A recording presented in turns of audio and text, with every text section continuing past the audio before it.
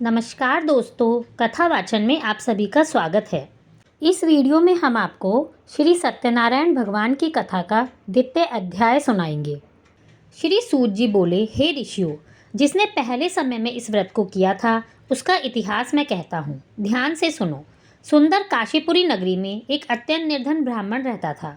भूख प्यास से परेशान वह धरती पर घूमता रहता था। ब्राह्मणों के प्रेम से प्रेम करने वाले भगवान ने एक दिन ब्राह्मण का वेश धारण करके उसके पास जाकर पूछा, हे विप्र, नित्य दुखी होकर तुम पृथ्वी पर क्यों घूमते हो?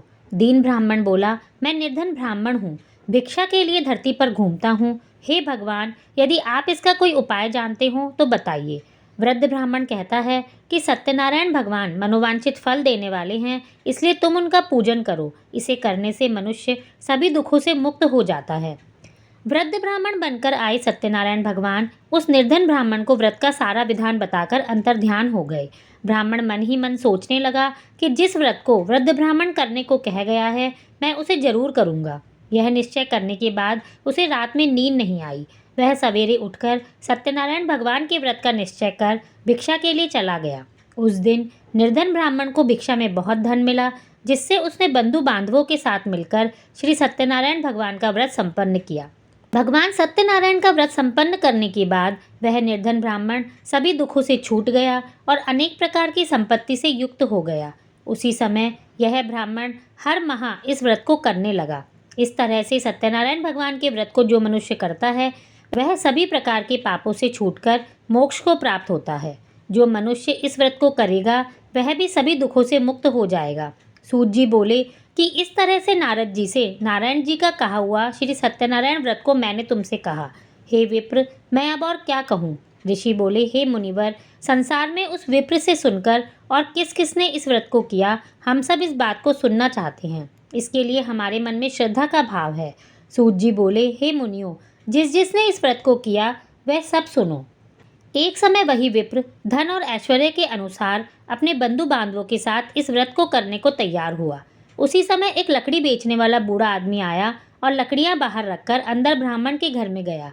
प्यास से दुखी होकर वह लकड़हारा उस व्रत को देखकर विप्र को नमस्कार करके पूछने लगा कि आप यह क्या कर रहे हैं और इसे करने से क्या फल मिलेगा, कृपया मुझे भी बताइए।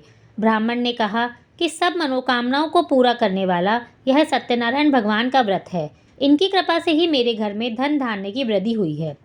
विप्र से सत्यनारायण भगवान के व्रत के बारे में जानकर लकड़हारा बहुत प्रसन्न हुआ। चरणामृत लेकर वह प्रसाद खाने के बाद वह अपने घर गया। लकड़हारे ने मन में संकल्प लिया कि आज लकड़ी बेचकर जो भी धन मिलेगा मैं उसी से श्री सत्यनारायण भगवान का व्रत करूंगा। मन में इस विचार को लेकर बूढ़ा आदमी सर पर लकड़ियां रखकर उस नगर में गया जहाँ धनी लोग ज़्यादा रहते थे। उस नगर में उसे लकड़ियों का दाम पहले से 4 गुना अधिक मिला। बूढ़ा प्रसन्नता के साथ दाम लेकर केले, शक्कर, घी, दूध, दही, गेहूं का आटा ले सत्यनारायण भगवान के व्रत की अन्य सामग्री लेकर घर आया। वहां उसने अपने बंधु बांधवों को बुलाकर विधि विधान से श्री सत्यनारायण भगवान का पूजन और व्रत किया। इस व्रत के प्रभाव से वह बूढ़ा लकड़हारा धन, पुत्र आदि से युक्त होकर संसार के समस्त सुख भोग अंतकाल में बैकुंठ धाम को चला गया।